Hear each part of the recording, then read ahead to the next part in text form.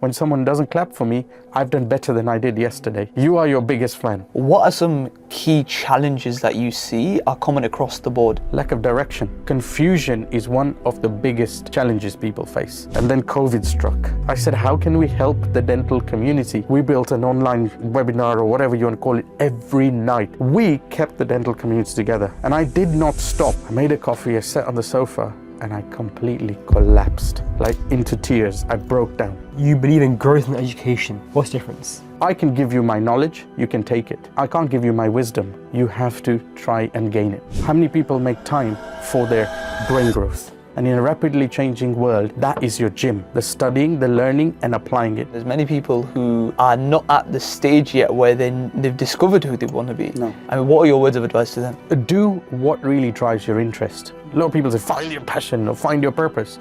You don't find your passion, you don't find your purpose, it finds you. I think young dentists are going to grow up in a different world. So dentists are going to have to learn the skills of marketing, trust-based marketing. Specialist Periodontist and the founder of Dentinal Tubules, a global community dedicated to the growth of the profession. But Dhru Shah's story is one of extreme resilience. From growing up in Kenya and seeing his family's wealth wiped out by a banking scandal, he survived dental school on Maryland cookies and leftover pizza scraps, whilst working night shifts in shoe shops. Today, he opens up about the darkest moments on that journey, the tragic loss of his sister, which fueled his drive, the near bankruptcy of Tubules in 2018, where he was days away from losing everything, and the proper burnout in 2023, where he collapsed on his sofa in tears. We discussed the difference between education and growth, why he ran a webinar every single night during COVID, and his vision to inspire 2 billion people. This is a raw and deeply inspiring conversation about finding a purpose when the world tries to break you. Let's get into it. So Dhru, tell me more about Dentinal Tubules. What is Dentinal Tubules? What is Dentinal Tubules and why did you start it? Dentinal Tubules, it's a long story. And if it probably ties into my whole big story. You know, it's my passion project, but I come from Kenya and I grew up there. And my big passion's always been creativity. I used to love the outdoors, right? I used to be a wildlife photographer. I used to do music. Then I came to study dentistry here. Now, why? So basically, I grew up there. You could do all these fun things, but my dad said, you got to do a proper job, right? Get a proper career. That's what they all say. Mm-hmm. And I had a sister. My sister was born in a wheelchair. She had muscular dystrophy. Mm-hmm. So she, she was discriminated against, prejudiced, all this sort of thing there, right? So I was kind of crafted in this. My dad was an entrepreneur. He's lost and won more money than you and I will ever see in our life. He ended up in the loss cycle. Mm-hmm. And then my mom was this real machine, right? You got my sister, you got my dad with this, all of that. And so what I was there was almost like this guy who carried the hope of the family, the achievement, the success. Mm-hmm. So academically I was bright. So I was told, go and do some proper, degree. I probably would have done music otherwise. Mm-hmm. So anyway, I ended up doing dentistry. I ended up at the University of Sheffield. And I was paying international fees, and they're not cheap. The international fees are a killer. How much were they back? So then they were about 20 grand a year, and then you pay more. And then in my third year, a lot of the family money got wiped out due to a banking scandal in Kenya. Mm-hmm. So we didn't know how they were going to pay my fees. Mm-hmm. And my dad said, you might have to come back and leave a degree, and I wasn't going to accept that. Mm-hmm. So I borrowed some, I got some scholarship, but basically, I was living from hand to mouth. I was in dental school during the day. At night time, I worked in shoe shops. I've worked in burger bars. I've loved it. I couldn't even afford food. There were times when I lived off Maryland double chocolate chip cookies. Mm-hmm. There was a newsagent who would sell me 4 packs for £1, right? 4 packs could take me from Monday to Thursday. Sometimes, I'd be paid on the Friday. I'd get some food. There was a time when my manager says, you're not going to be paid this week. There's a computer error. We'll pay you next week.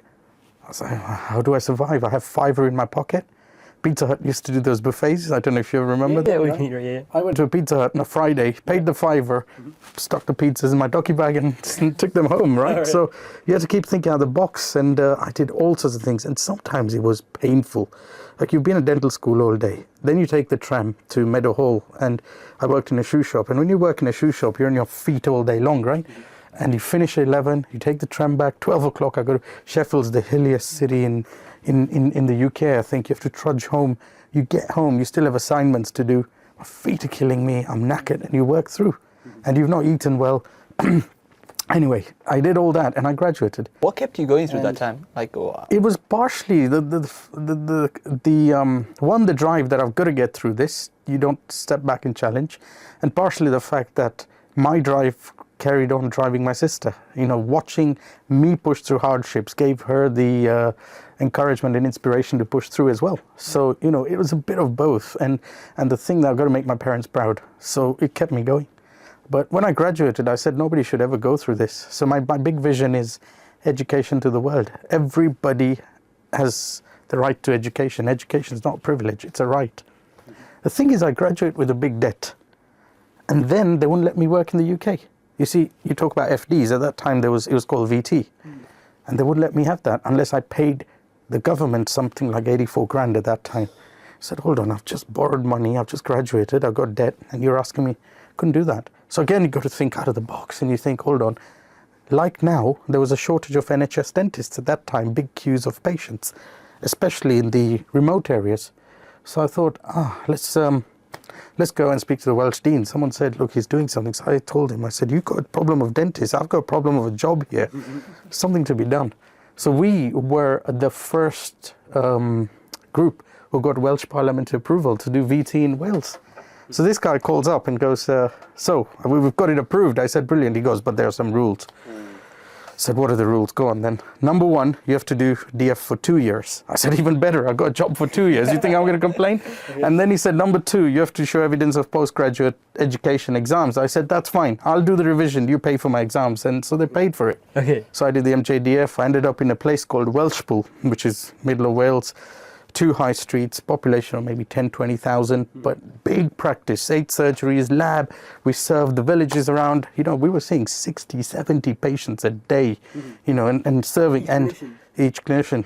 what? And there was so much demand because another region, and there's no referral center. How's that possible? So you just get on with it and you go. And my boss taught me how to do things. I had a great man. My first week, I had to take out impacted wisdom teeth, right?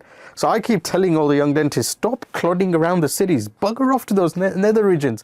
You want to grow up in a career, do where nobody else wants to go, right? Always, if everybody goes this way, you try and find a way to go this way. That's, Anyway, I did that. And Welshpool was brilliant because I had time. So I started studying web design. I'd been learning about Kenya a lot. I knew every lodge, every park, this about Kenya. So my intention was I'm going to build a website which tourists can tap into as an information resource. But it never materialized. Some friends I was working with. But I had this knowledge. And then from Welshpool, I thought, okay, I've got to carry on. I've got to find a job in London, right? I've got to, because I'm a guy who likes doing more, family circumstances, all that. And when I moved to London that weekend, my sister, you see what I talk about inspiration, she'd just managed to get a degree in psychology. So she said, Dhru, can you come down and come for my graduation? So the weekend I flew to London, I came down to London, maybe the weekend after. I flew on a Friday to Kenya, did a graduation on a Saturday, Sunday I flew back. It was a proud moment, right, for the whole family and everything. And then I did some hospital jobs around here, house officer jobs, restorative, this, that. And eventually I sort of thought, okay, I'll apply for something. So I applied for an MClean Dent. And I got the post to do MClean Dent Perio, especially training at Guy's. This was 2008. And within the first 3 months of having been in the hospital, I wanted to quit dentistry. So you've gone through all this journey, and I wanted to leave. Because at that point, I don't know, something didn't feel right. Now I know why. System was too rigid. It was closing in my creative abilities. Why I Perio? felt like that. I love Perio. When I did my 5 years, I did those 3 years in Welshpool. I did 2+1. I stayed on. Then I did my hospital jobs. I did my restorative job. I did MaxFax. In Wales? A restorative job in Royal London. MaxFax job in North London. Then I did a staff grade job. So after a long time, I'd tried everything. I'd done practices here as locum, all sorts. I realized one thing, right? I like the blade and I like surgery. And it took me 5-6 years to figure that out. Now, I would have then gone, okay, I love surgery. Because honestly, if you tell me deal with the white, I can make a central incisor look like a premolar. That's how. But if you ask me to do surgery, it's brilliant. I love that, suturing, moving, anyway. So I thought, what should I do here? And initially it was, should I go and do MaxFax? But you have to do medicine. I was like, there is no way I'm going through this again. So perio, then I ended up like that. And later I realized, not yet, but later, it wasn't just the blade. The other thing about perio is it's behavior management, right? A big core part of perio is that you are involved in behavior change of your patients. Nothing works until they change. And it lights my spark. You know, later on I realized I do this not just for patients, this is what I do for everyone. And that bit about behavior change, talking to people, understanding them, what drives them, what motivates them, it was brilliant. And that's what I loved. Okay. So, you know, perio kind of worked. But I was going to quit dentistry in 2009. I'd lost all inspiration. I said, I don't want to do this anymore. Now, I built all this web knowledge. I knew I wanted to do education to the world. And I thought, you know what? I'm in dentistry. Why don't I start? Charity begins at home. Why don't I start a website in dentistry? And I had some web knowledge, so I built Dentinal Tubules. But it got to a phase where I thought, oh God, I can't build this anymore. It needs more expertise. So looking for all these web developers, looking for all these agencies, I went through loads, found one. And we started building tubules, but I had to borrow money, call the bank, take out personal loans, dump my personal savings into it. You know, everything went in tubules, and it started as a forum. So that was the vision to start a forum for discussion? A forum for discussion, because discussion is education. It's sharing knowledge. It's building communities, connecting people. And I built a small jobs board thinking that'll fund it. Only to realize nobody advertises jobs. But it connected me with so many awesome dentists around the world. They brought my zest back. So I didn't quit my Clean Dent. So now I had tubules as a business to run. I never call it business, it's a project. It's a project to a cause. I had dentistry where I was doing my Clean Dent. I was working part-time because I have to fund the fees, and I'd got married at the same time.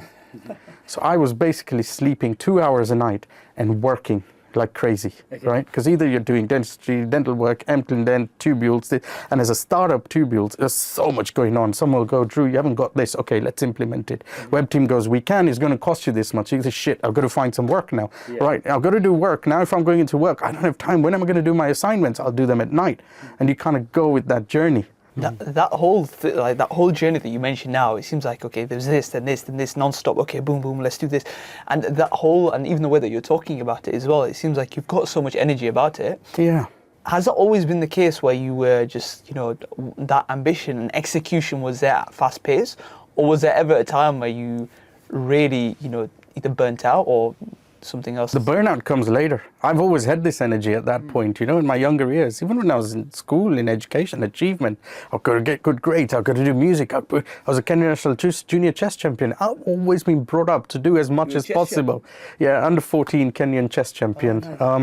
Because from the age of about 8 to 14, I finished school, I used to go and play chess for 5 hours. I had a guy who used to teach me. But so I've always had this, where I have to have this urge to try different things and create and work things out. And so I had that all the time.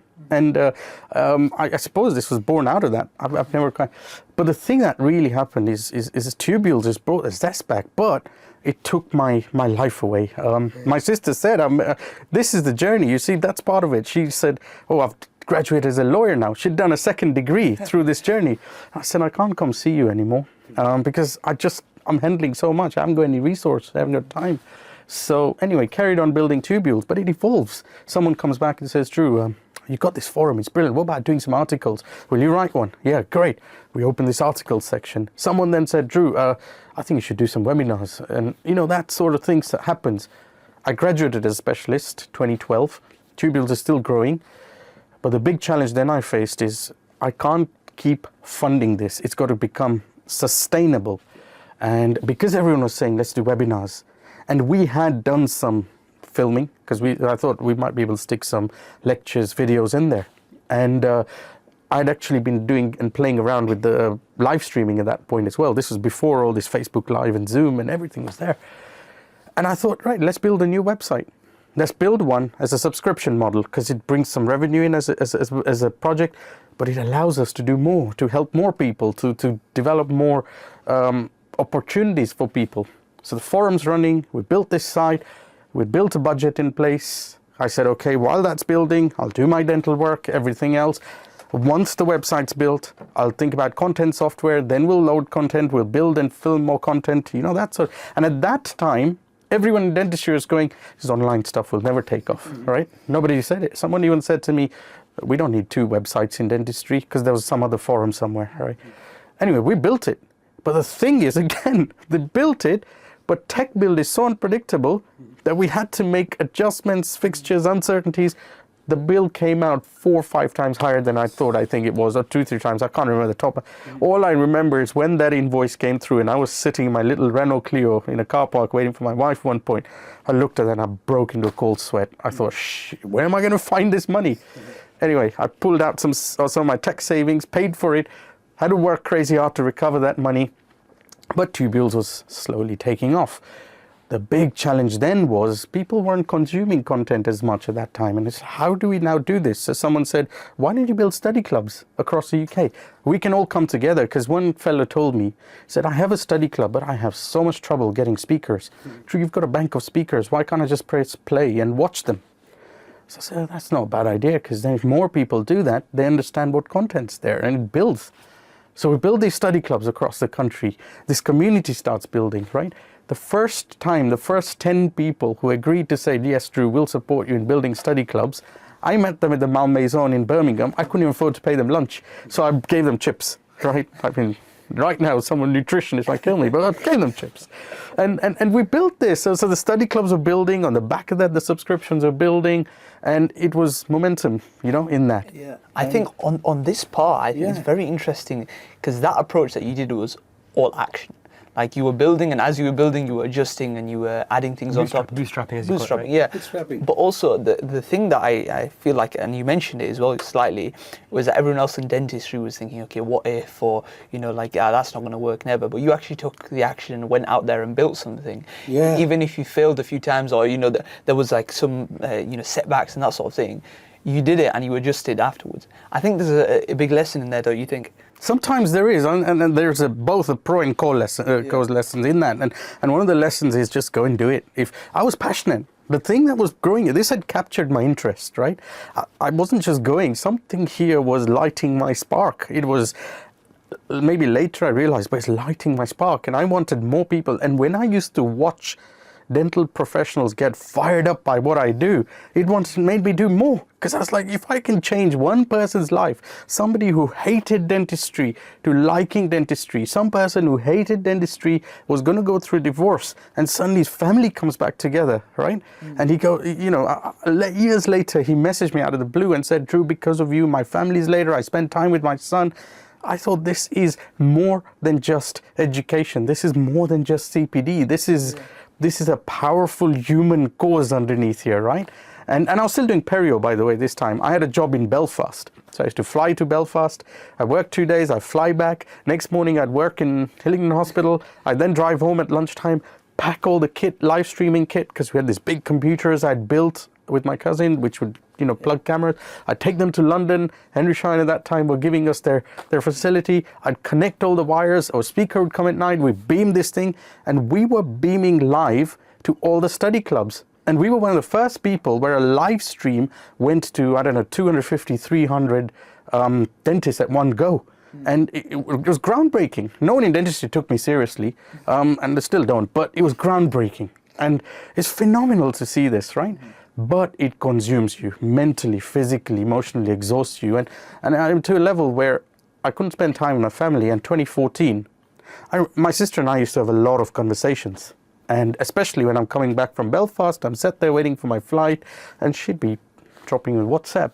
And 27th May 2014, she dropped me a very happy message. It was a birthday. She said, I got a goldfish for my birthday. And she was telling me about a goldfish.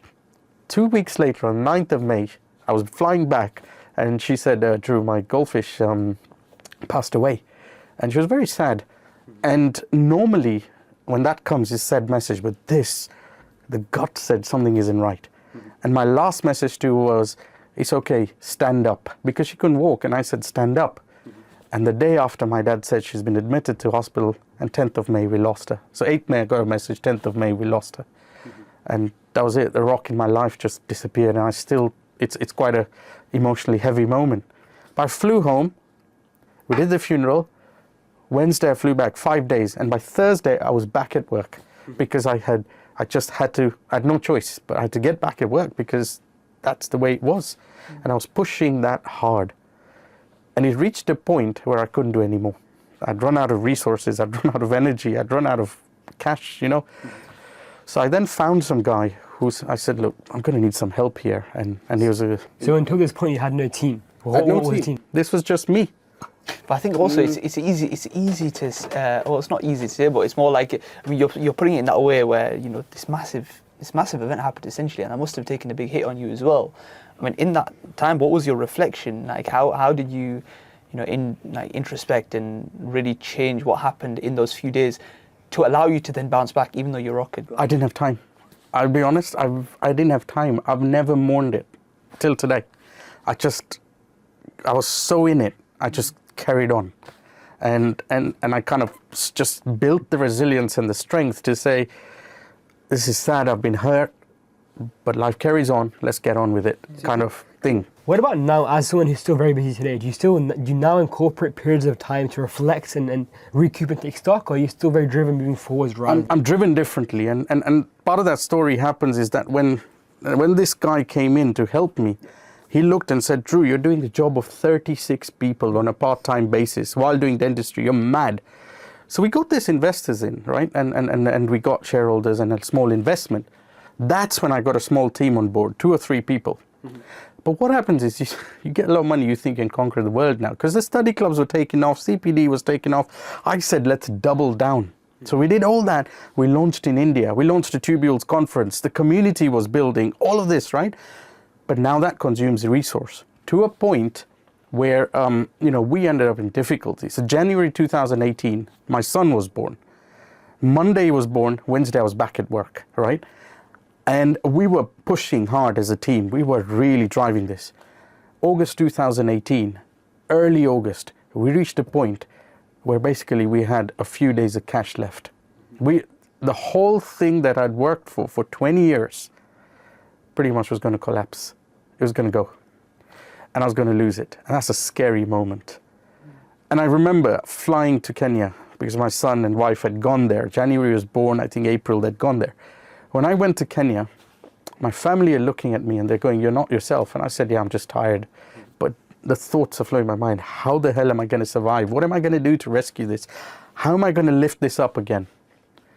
And I was a bit lucky. At that same time, GDC had introduced these new CPD regulations. Before it was just do CPD. Mm-hmm. Now they had to do this and that. And I thought, do you know what? I'm going to lean on this because nobody in dentistry is doing it. Mm-hmm. What we had also done at that time, when I did my first conference in 2017, just before all this happened, I launched the Tubules Foundation.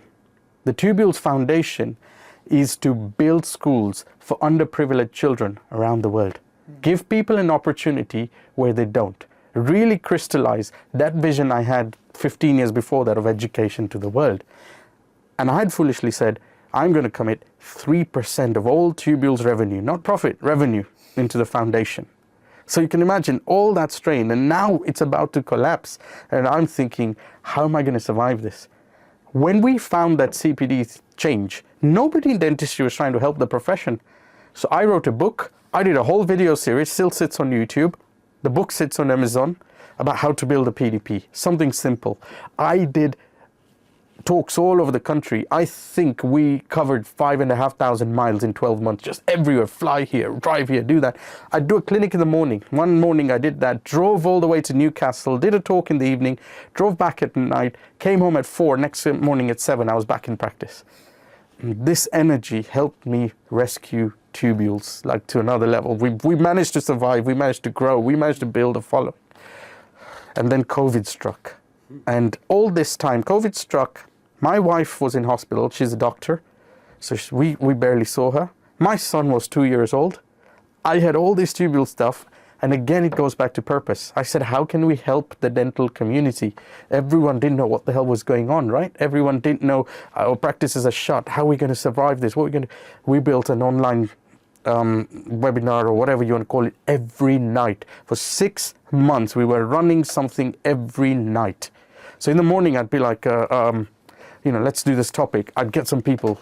Do you want to do something tonight? Yeah, do you want to do something? Send it to my media team. Within 30 minutes, I'd have the flyer. The flyer would be shot out through mail shots, social media. That evening, we'd do that webinar. do it in the morning again. Same story for 6 months. And my son was around there as well. I had to feed him, I had to cook for him, but it's continuously, right? Mental, huh? It was pure mental. And we kept the dental community together. And I did not stop. We carried this on till 18 months, where we slowed, after 6 months we did every night, then we slowed it down maybe 2-3 times a week, 18 months. And that took us all the way to 21. People came out of COVID, they felt energized, but they had a community that had kept them together. And then we launched the Congress again. But one thing I'd recognized in COVID, and this is another thing to recognize, is that nothing stays stable. You have to realize where the change is coming. And I recognized that after COVID, online is going to become the normal. Everyone is going to try and do Instagram Live and Zoom Live and this live. And I said, we've built this whole content engine. It's going to have a limited lifespan. And so we decided to go on a project of change, rebuild the whole platform. We had to rebuild it anyway because software support was going to go. So everything we had earned and saved through, I invested all the way back, rebuilt a whole new platform to engage more with people. But that time in 2018, when Tubules collapsed, 2 other questions really burnt my head. One was, who am I?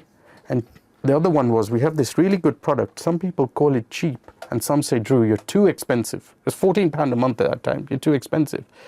I was like, why is it people really find this different? So while all this was going on, I was studying the psychology of growth. I'd wake up at 3 in the morning and read till 5 in the morning, 6 in the morning, right? And through COVID, I read 120 books on psychology and growth. And we built this platform with the view that now I'm not just going to offer subscription content. I want to take this journey into growth. I don't want just education. I want people to grow, to become better. And you talk about burnout. 2023, I hit proper burnout. I literally woke my son up one morning, got him ready, dropped him to school, went to work. I was sitting in the car. I didn't have the energy to get out. I forced myself. I went to work, I'm walking up the stairs and my legs are killing me. You can see that fog.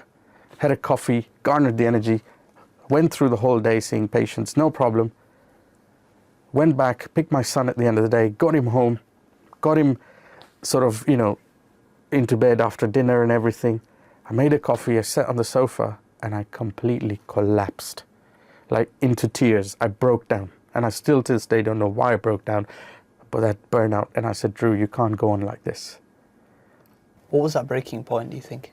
It might have been exhaustion. It might have been the fact that I'd been driving so hard through all these years. It might have been a bit of everything. But I just thought, I can't go on like this, I have to change. That point when you were sat on that sofa then, and you were thinking, reflecting and at that point where you were at the lowest then, because you bounced back, clearly. Look at, you're here having this conversation, right? So, hopefully. Do you feel like you bounced back fully?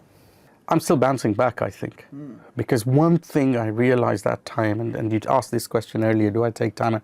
I said, I asked the one question, and the one important question was, what am I about? And I said, I'm about growth. Because I recognize every time people come to me, people come talk to me, whether I interact with someone, I just want to help them making those strategies for breakthrough. People come away having interactions with me, feeling inspired and feeling like I can do this and I know where to go. It's this inspiring, focused growth. That's what I want to do. And everything else then I said no. If it's around that stratosphere of inspiring growth, I'll focus on it. If it's around helping my family and my son, I'll focus on it. And it's around my perio, I'll focus. Everything else I shut down. I used to help a lot of people. Around COVID, I was taking 3 or 4 phone calls a day from young dentists saying, I don't know what to do with my career. I want to do with my career. Stopped all of that. And I just went down to thinking, if I wanted to build something, where do I go? Now, I'd always had this vision that I want to tubulize 2 billion people. And now I know what that crystallizes as. I want 2 billion people waking up every morning, inspired by what they do. They have a fire in their belly, right? A spark. And they're growing. And they're focused in trying to achieve something to make the world a better place. And that's the vision now I'm driving for. Interesting. So you mentioned, Dhru, you believe in growth and education, right? Yeah. What's the difference? education is learning, right? Education is knowledge.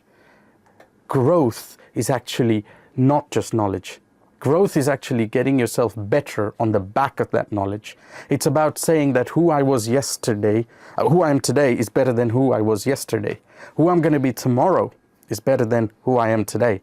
And that means that you're growing professionally as a dentist and personally as a person every day. And you've got to have this around. It's not just growth. It's actually what I would say focused, inspiring, and dynamic growth. Focused because you're really focused in the way you want to go. Inspiring because it's got to light the spark in your inside you, right? And dynamic because now where we're going is a rapidly changing world. And therefore, people who say, I don't have time to learn, are going to step back. A rapidly changing world needs you to be engaged in learning and building skills and understanding how to apply it very well. Another way of saying it is education versus growth. I can give you my knowledge, you can take it. But I can't give you my wisdom. You have to try and gain it. Mm-hmm. And that's the difference. Very interesting. So how do tubules today, its current form, enable that growth? Can I ask a question quickly, just because it's more relevant on the timing, sorry. But I think you're probably one of the best people to ask this, because you were doing so much with your work as well at the same time. Yeah. I personally have this issue sometimes, is that you're doing a lot of work, but it's finding the time for personal growth as well. Yes. How do you find that time? I make that time now. That's one of the big things I realized. I used to do it at 3 to 5 in the morning at one point, right? Yeah. But now I make that time in the day, every day. I make that time to figure out where I'm at now, what do I need to know, and which part. At one point, I probably didn't have clarity. I didn't have clarity of which direction I want to go. And I made the time to learn about goal setting. I took the time about understanding what motivates and drives people. Because that knowledge then helped me crystallize my vision. And we have to do that. You have to make, you make time to eat every day, right? Because you're hungry. You make time to go to the gym every now and then because you're physical fitness, right? How many people make time for their brain growth? Right? You always go and exercise the physical muscles. You see pictures of people, muscles all the time, whatever. How many people make time for brain growth? And in a rapidly changing world, that is your gym. The studying, the learning, and applying it. And you have to make time for that. Everyone says eat well, eat healthy. Everyone says, physical health, physical well-being. Who talks about the growth well-being? It's a key thing to reserve on a day-to-day basis. And you don't have to do a lot. If you think about it, if you did, 30 minutes a day, right? 30 minutes a day every morning, just half an hour earlier, you wake up. In a week, how much would that be? 210 minutes, right? Mm-hmm. In a year, you're well over 1,000 minutes. How many hours is that? A heck of a lot. You're probably looking at about 15, 20 hours of really good, engaging growth. Mm-hmm. What's your credits every year that you have to achieve? How many hours is that in university? In university? We don't have any CPD requirements in university. No, you have. You don't realize all the modules you do equate to a certain amount of credits. So hours. Okay. So hours, and if you do the equivalent of 20 hours a year, in 3 years you're basically doing the equivalent of a certificate level qualification. So, just 30 minutes a day in 3 years, you are equivalent to certificate level qualification. That's the leap with which you make growth. Interesting. So you're clearly a man of ambition, Dhru, right? How do you set goals now then, and how do you make sure those goals are both lofty and aspirational, but also attainable as well? You don't set goals. You set goal systems, right? You wake up in the morning and you go to university. Why? Because you're going to have attendance, people are going to mark you in, and you're going to be there. Okay. And why do you need to be there for people to mark you in? Because you're being taught content by the lecturers. Why? Because you need to have the foundational skills to become a dentist in the future. Why? Because you want to be a dentist. Why? Because you want to serve people. So you want to be the person who wants to save people, right? Serve people, sorry. Sure. So I've asked you why, and that builds the higher level of your goal system. It takes you towards the tangible area of life. Mm-hmm. You wake up at 8 o'clock in the morning, what do? You go to university. No, to wake up, what do you do? Oh, you set an alarm. Set an alarm. Yeah. To set an alarm, what do you do? The night before, you go on your phone. You go on your phone, right? Now, what I'm saying is, as I was telling you the why, you were going to learn lectures to be a dentist. That's a little bit less concrete. It's the more intangible stuff, right? But when I said, what do you do? You were going, I know exactly what to do, right? Your goal system is made of that hierarchy. It's what do you do? So if you have some, you go, this is what I've got to do. You go, but to do that, what do I do? And you build the what part. And the lower parts of those what are much more concrete, much more short term, and you can achieve them. The higher parts of the why are much less tangible. They're more vague, but that's who you're going to be. And the top part of your goal is who are you going to be as a person. So if you do those concrete things every now and then, slowly achieve that. But as you do these concrete things, you find your why may change at the top. And so you set your goal system like that. You set your goal system, and every now and then you review that system and say, am I still in the same hierarchy? Now I talk about 4 levels, and it's about identity, who you're going to be. To be that person, what's going to be your intention, right? So I'm going to be a dentist. My intention is to serve people, or the other way around, right? I'm going to serve people, and my intention is to be a dentist. That means, what's your initiative? Our initiative is to go through dental school. And they say, what's your immediate step? So it's the 4 I's you work: identity, intention, your initiative, and your immediate step. Why identity above intention? Surely your identity is downstream from your intentionality, right? What you do is because of why you want to do it, no? No, it's the other way. Why so? Because why you do something is what it'll make you become. So your identity is above. By doing something, when I say my why is to serve people, I will become an inspiring leader.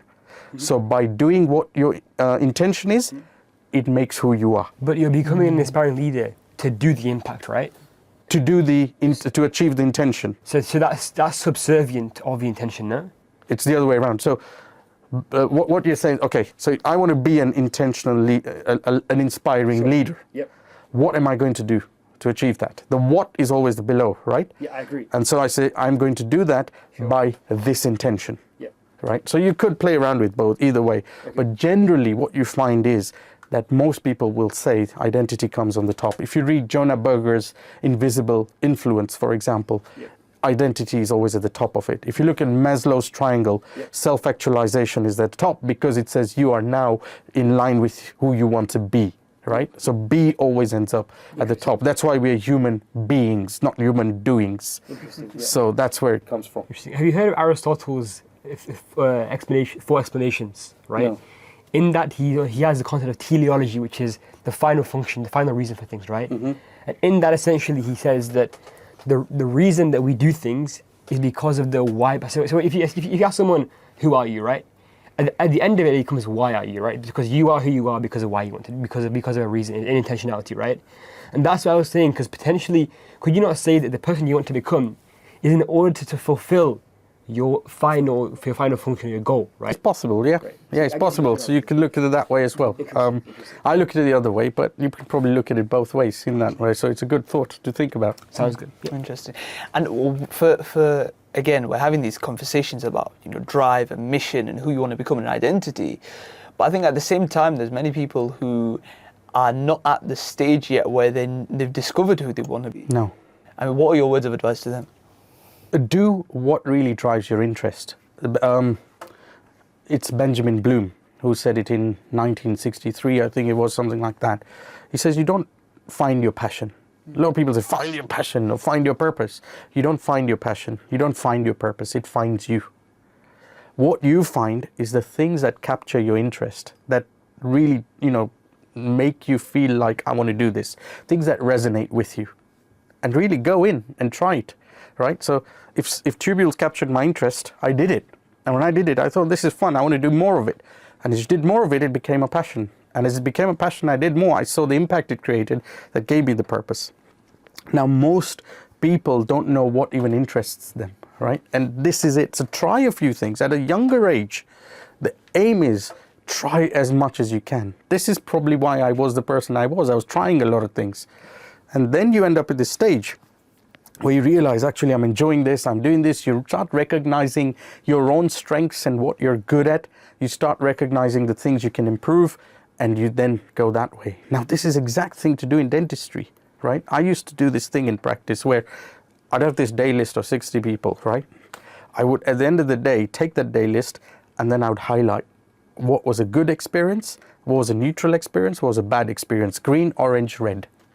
And that then told me, I started noticing patterns in that, right? The patterns were telling me, I love these green experiences. And perio was one of them, by the way, at that time. While some patterns told me these are red experiences, I'm not enjoying them. Then I could decide, do I focus on my strengths and go with my green experiences and build more on that? Or actually, maybe I need to do a bit more work on my red experiences. Metacognition, right? And yeah, and so you work through that. And so you've got to be open to feedback in this process as well, very open to feedback. And to have feedback, you have to have humility. Humility is saying, my work or whatever I do is more important than me. And when you then sit there and listen and go, this is really important for me, you start thinking, okay, I've got to make it better, right? And that's an important factor. You need to be humble. You need to be vulnerable to yourself to say, actually, I'm shit. I'm not good. I need to really look at ways I can improve. Because when you have humility and vulnerability, then you'll develop curiosity. And you'll say, actually, I need to delve more into this. Now that's where you then start capturing the interest things that you have. And as those things become interesting, you start going deeper into that. That's how I tell people to develop. Interesting. So Dhru, having said that, how often do you think ego can inhibit that growth? Every time. Ego is the opposite, right? Because humility is saying that my work or everything's more important than me. Ego is saying the self is more important than and if you think the minute you say I'm more important, you've put a barrier in place. You know, Vusi Tambekeo. Do you ever listen to Vusi Tambekeo? Yeah, I've heard right? of it, yeah. So Vusi's got a very little clip, but a lot of people say it, but his is great. He goes, I'm on stage, I'm a speaker, and somebody starts clapping for me. Yeah. He says, what's that going to make me think? I'm good. Yeah. And the minute you think you're good, there's a good risk of you saying, well, that's fine. But if nobody clapped for you, you then think, oh, geez, I've really screwed up here. I need to figure out what I've done here, right? So you don't get complacent. Right? And you don't get complacent. So ego is about someone feeding the self. So when someone gives me applause and awards and all these things, I'm like, sod that. Let's not pay attention, because otherwise I've got to evolve. In a rapidly changing world, you have to evolve anyway. Our education system has conditioned us for validation and endorsement all the time, right? Our education system says if someone doesn't clap for you, then you haven't done well. But actually, I don't care, because sometimes when someone doesn't clap for me, I've done better than I did yesterday. You are your biggest fan, and you got to do that. So ego can only be put in check by avoiding the need for constant endorsement and validation. Interesting. And dentistry's got a lot of that. So what do you think then, Dhru, if external validation should not be the feedback loop, what should reinforce and drive and push you forwards then? What should drive and push you forward? If it's not the validation, right, as you mentioned. It's the fact that you have to ask yourself, whatever I'm doing, how can I make that better, right? This has captured my interest. This has captured my curiosity. How can I make it better, right? And the more you focus on growing and making that better, you're no longer interested in yourself. You're interested in the process. You're no longer interested in achieving the goal.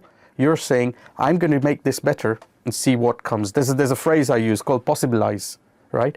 So we were talking about goal setting. You set a goal, you get onto a journey, into a process to say, I'm going to try and go for that goal. But when you get into the process, you change and you say, forget the goal. I'm going to immerse myself in doing this process really well and see what comes out of it.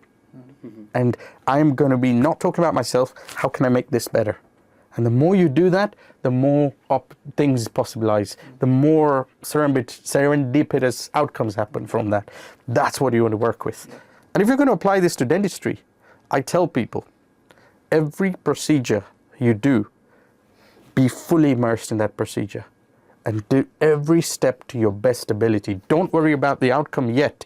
Just do every step and see what outcome emerges. Because then you get the benefits of doing things so well that actually you're most likely to achieve the best outcome in that. Talking now about the young dentists and having mentored and taught so many young dentists, from this aspect, not the clinical aspect because that can be improved, but from this mindset element, what are some key challenges that you see are common across the board? One of the challenges is lack of direction. You see, people just don't know which way to go. because nobody's ever told them which way to go. So you graduate, you do DF, then somebody says, oh, you should do some hospital jobs, and then some says you should buy a practice, and now there's so many opportunities because of all the noise around. Oh, no, you should become a, I don't know, cosmetic dentist, or no, you should do this kind of dentistry. And everyone goes, I don't know which way to go. Confusion is one of the biggest challenges people face.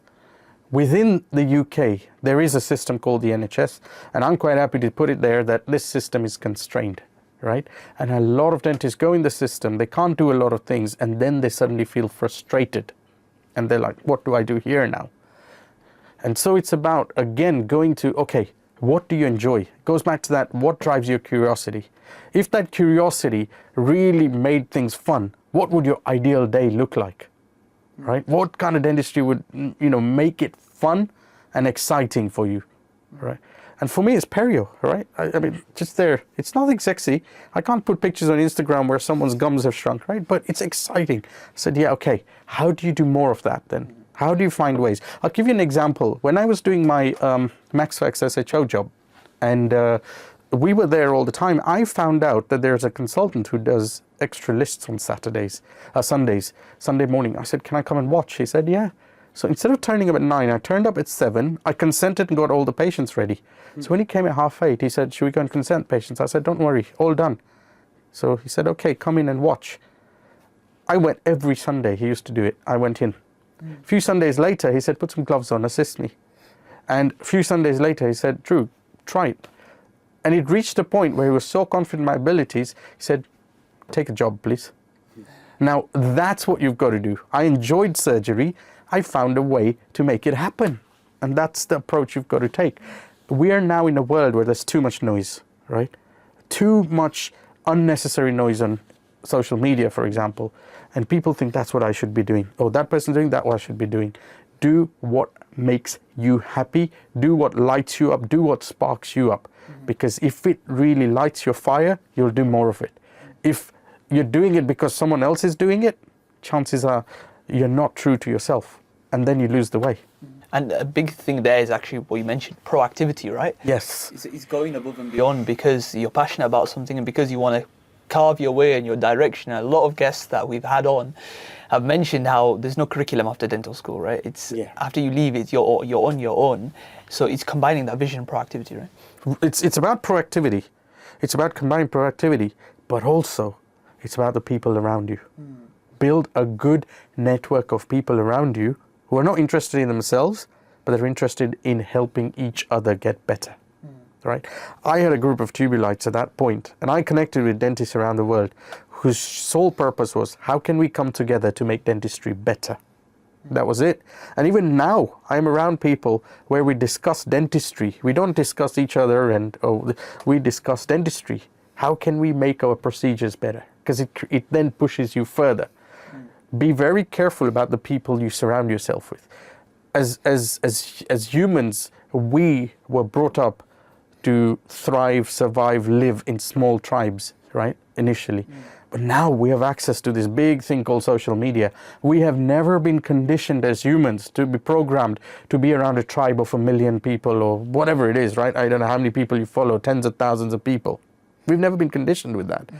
So you've got to recognize that this is now your community, and be very careful about whose noise you listen to and whose noise you don't listen to. And the trick I use in social media, you have 2 most important resources in life. It's not money, it's time and attention. The time you give me is the time you're not going to get back. The attention you've given me, it means you've stopped giving attention to somebody else, right? Those are your 2 biggest resources. Because they're finite. Sorry? Because they're finite. Because they're finite. Now, when I'm on social media or when I'm anywhere, I look at the other person and say, are they taking my time and attention, or are they giving me time and attention to help me, right? If somebody keeps going on social media going, look at me, look at me, look at me, I do this, I do this, I do that. It's like, listen, you're taking my time and attention. But there are some I listen to who give me time and attention. How? Because every time you listen to them, they're not talking about themselves. They're talking about the thing that they enjoy, and they're talking about how they enjoy it, right? If you follow my feed at the moment, it's all about, I'm giving you thoughts for growth because I want people to grow. If you listen to Rory Sutherland, he continuously talks about, here's a marketing trick. He never talks about, oh, I'm Rory Sutherland, I did this, does he? Those are the people who are the ones who are going to enable your growth. So that's the kind of people you want to be around. Yeah. And as you grow, you realize that community shrinks more and more because you become more selective. And what you're talking about essentially, and actually it's been a theme that I noticed across the entire conversation, is you're almost cultivating an environment that's very intentional towards growth. Yes. Everything from having time for personal growth, everything from curating who you're around and what inputs you're taking in, and then also what you're giving out in terms of your focus and your attention. Everything is really honed in for growth, right? Yeah. It's you've got to become intentional. Otherwise you end up like me, burnt out, right? Because you're following too many rabbits. You know that story, if you try and catch 3 rabbits, they'll fly in different directions, you get none. So focus on one rabbit and let's see where it goes. That sort of approach. Don't try and catch rabbits, not good for animals, but you know the analogy. And this is really important. I think we have to do more of that. We're now in a world full of too much information. Again, we were not programmed for that. So the problem isn't the lack of information. You know, 12, 15 years ago when I started Tubules, it was like, well, true, nobody needs online education because there was lack of information. Now it's a matter of there's too much information, and your skill is going to be in how you curate that to enable your growth and development as a person. So Dhru, what has Tubules become today? How would you describe what it is now? I think we're about to launch a new site at the time of recording this, right, in the next few weeks. And to me, Tubules is now the growth ecosystem. It's the focused, inspiring, dynamic growth ecosystem. Many people think it's just a CPD resource. I say it's grown up now.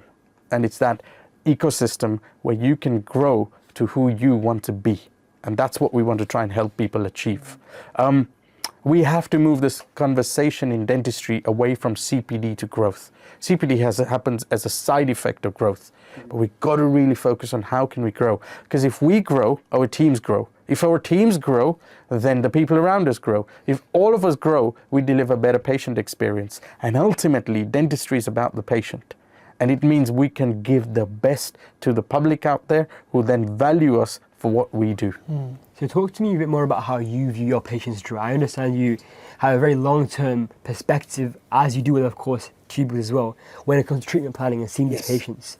How important is it to have a long-term holistic outlook when you see patients? Very, very, right? I mean, as a periodontist, most of my patients are going to be with me for years, right?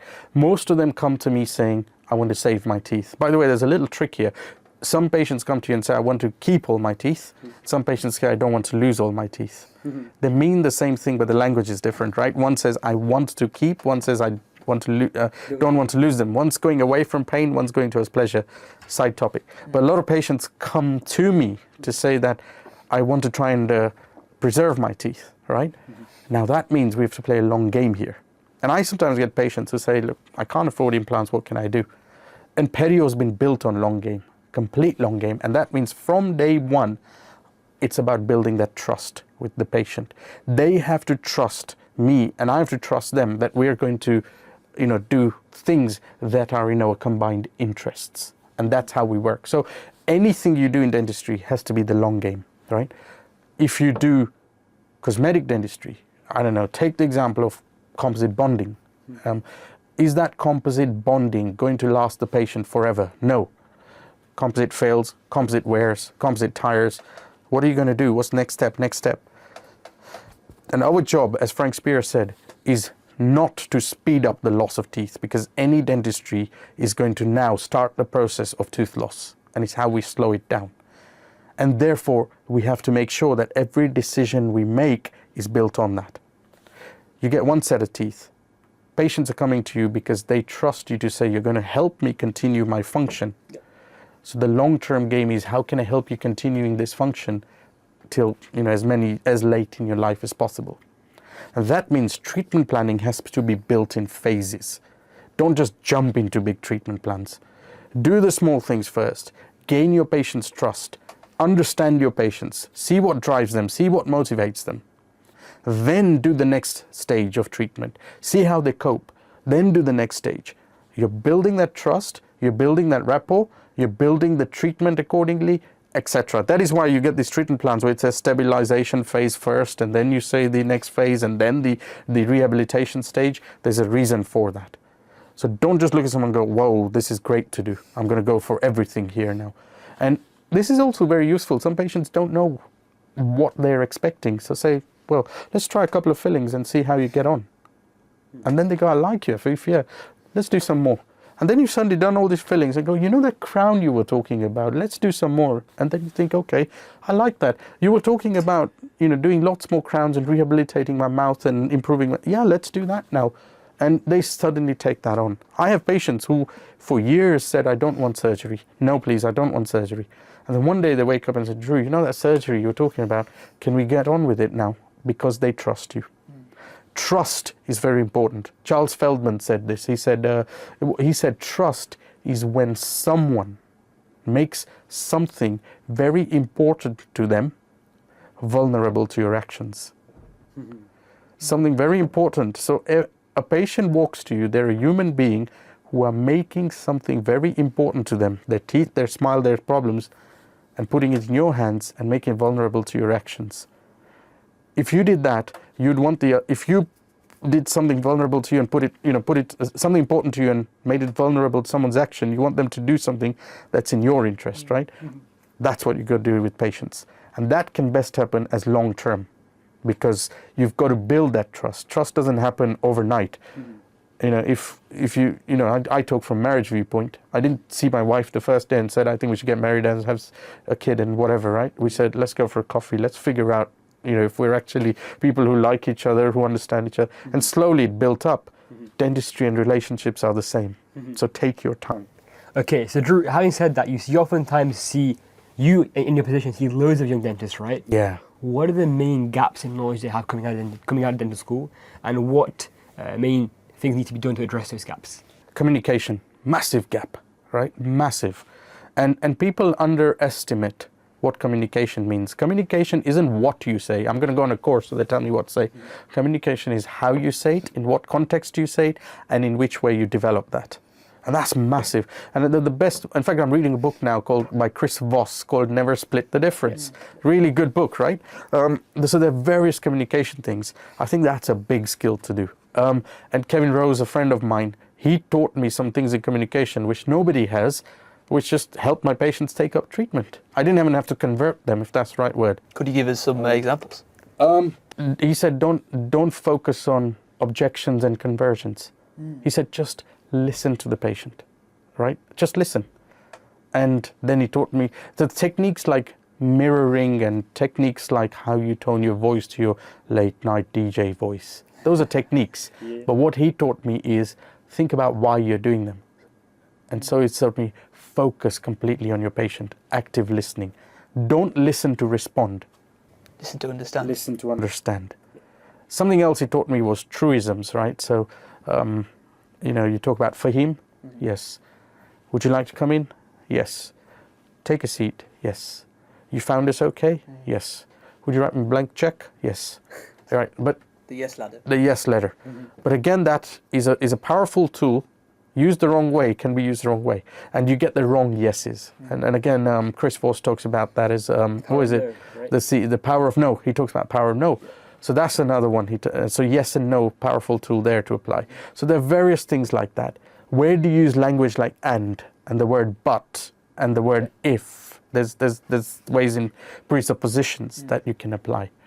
So there are various techniques. Everything comes back to being intentional, doesn't it? It all goes back to that. It all comes down to intentional, but the intention of purpose and a much wider system there, yeah. And so it does. So communication is one big gap. Now, I think young dentists are going to grow up in a different world. You see, the world where dentistry in the UK was trained was where there was a big NHS. Government had unlimited funding and etc. We're now going to live in a world where, like it or not, NHS funding isn't going to be as big as we always had it. So there are going to be constraints. You're going to have to be able to do certain kinds of dentistry, like it or not, have a certain skill set and probably have to do it privately. So dentists are going to have to learn the skills of marketing, trust-based marketing, not marketing of general business. Because in general business and dentistry is different. General business, you still have to win the trust of customers, yes, but the products are different. Dentistry, someone is putting something very important to them, vulnerable to your action.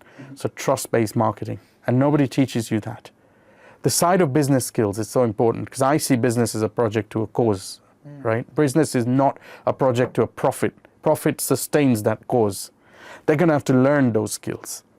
The biggest skill that is never taught, and even dentists are not taught right now, and a course that you barely see anywhere, is how do you inspire your teams and drive them, right? It is leadership.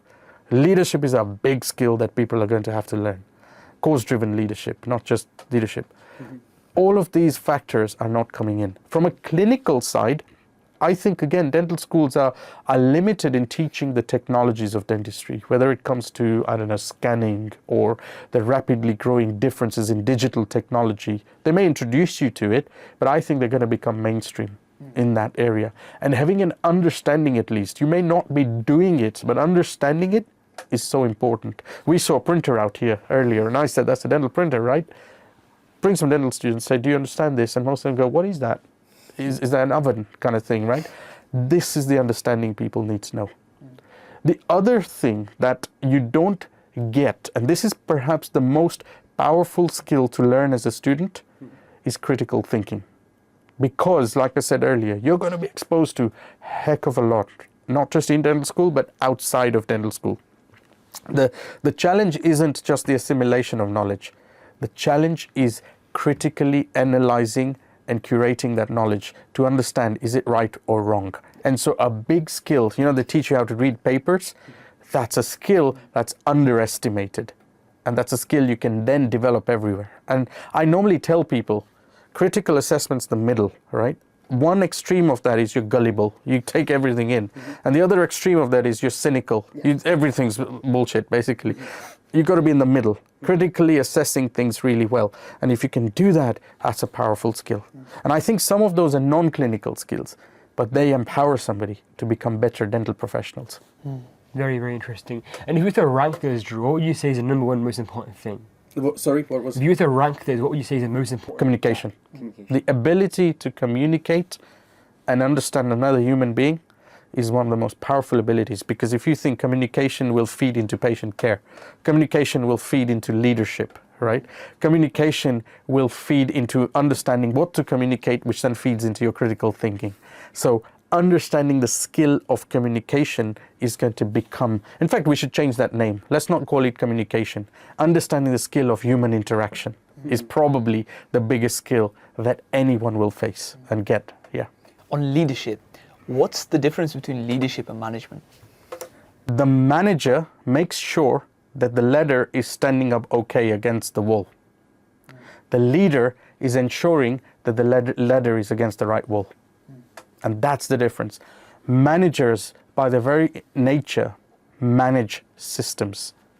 Leaders make sure that we're actually playing in the right system, right? If it was a game of chess, the manager is making sure you make the right moves. The leader is looking at, are we even playing the right game here? That's the difference you got to work.